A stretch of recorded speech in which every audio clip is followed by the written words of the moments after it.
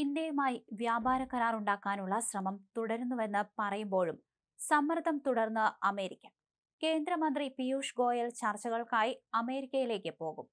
ഇന്ത്യയുടെ നിയുക്ത അംബാസിഡർ അടക്കം ഇക്കാര്യം സൂചന നൽകിയിട്ടുണ്ട്.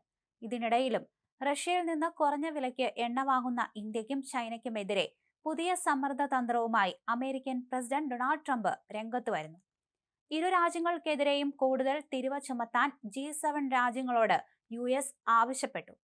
യുക്രൈനിൽ സമാധാന കരാർ നടപ്പിലാക്കാനുള്ള ശ്രമങ്ങൾ പുരോഗമിക്കുന്നതിനിടയിലാണ് ട്രംപിന്റെ നീക്കം. വെള്ളിയാഴ്ച നടക്കുന്ന G7 ധനമന്ത്രിമാരുടെ യോഗത്തിൽ US മുന്നോട്ട് വച്ച നിർദ്ദേശം ചർച്ച ചെയ്യും. കഴിഞ്ഞ ദിവസം ചൈനയ്ക്കും ഇന്ത്യക്കും 100% വരെ തിരിവ ചുമത്താൻ ഡൊണാൾഡ് ട്രംപ് യൂറോപ്യൻ യൂണിയനോട് ആവശ്യപ്പെട്ടിരുന്നു. ഇതിന് പിന്നാലെയാണ് G7 രാജ്യങ്ങൾക്ക് മുന്നിലും ഇതേ നിർദ്ദേശം വച്ചിരിക്കുന്നത്. യൂറോപ്യൻ യൂണിയനുമായി വ്യാപാര കരാറിന് ഇന്ത്യ ശ്രമിക്കുകയാണ്. അതും അന്തിമഘട്ടത്തിലാണ്. ഇതിനിടയിലാണ് ട്രംപിന്റെ സമ്മർദ്ദം. ഇതേ ട്രംപ് ഇന്ത്യയുമായി ചർച്ചകൾ നടത്തുന്നുവെന്നതാണ് മറ്റൊരു വസ്തുത. അങ്ങനെ അമേരിക്ക ഒരേ സമയം സുഹൃത്തിന്റെ റോളിനൊപ്പം ഇന്ത്യയെ സമ്മർദ്ദത്തിലാക്കുന്ന നീക്കങ്ങളും നടത്തുകയാണ്.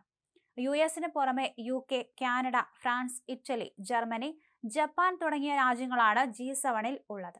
റഷ്യൻ എണ്ണ ചൈനയും ഇന്ത്യയും വാങ്ങുന്നതിലൂടെ പുടിന്റെ യുദ്ധതന്ത്രത്തിന് ധനസഹായം നൽകുകയാണ്.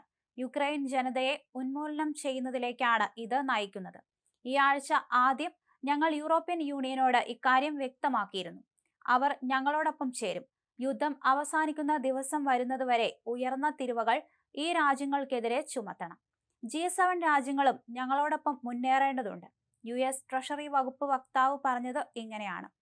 അമേരിക്കൻ ബഹിരാകാശ ഏജൻസിയായ നാസയിൽ ചൈനീസ് പൗരന്മാർക്ക് നിരോധനം നേരത്തെ ഏർപ്പെടുത്തിയിരുന്നു.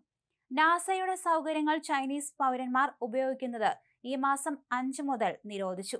സുരക്ഷാ കാരണങ്ങളാലാണ് നടപടിയെന്ന് അധികൃതർ വിശദീകരിക്കുന്നു. ചൈനീസ് പൗരത്വമുള്ള കരാർ ജോലിക്കാരും ഗവേഷണ പങ്കാളികളും നാസയിൽ ജോലി ചെയ്തിരുന്നു. ഇവർക്ക് ഇപ്പോൾ നാസയുടെ സംവിധാനങ്ങൾ, ഉപകരണങ്ങൾ, കമ്പ്യൂട്ടർ ശൃംഖലകൾ തുടങ്ങിയവ ഉപയോഗിക്കാനാവില്ല. നാസ ഇക്കാര്യം സ്ഥിരീകരിച്ചിട്ടുണ്ട്. ഇതിന് പിന്നിലും ചൈനയെ സമ്മർദ്ദത്തിലാക്കുക എന്ന തന്ത്രമാണ്. ചൈന ബഹിരാകാശ മേഖലയിൽ US വെല്ലുവിളിയായി വളർന്നു വരുന്ന പശ്ചാത്തലത്തിൽ ഈ ഒരു നീക്കം ഇപ്പോൾ ചർച്ചയായി മാറുന്നു. ചൈനയ്ക്ക് സ്വന്തമായി ബഹിരാകാശ സ്റ്റേഷനുണ്ട്. ചന്ദ്രനിലേക്ക് മനുഷ്യനെ അയക്കാനുള്ള ഉദ്യമത്തിൽ അമേരിക്കയും ചൈനയും തമ്മിൽ ബന്ധമുണ്ട്.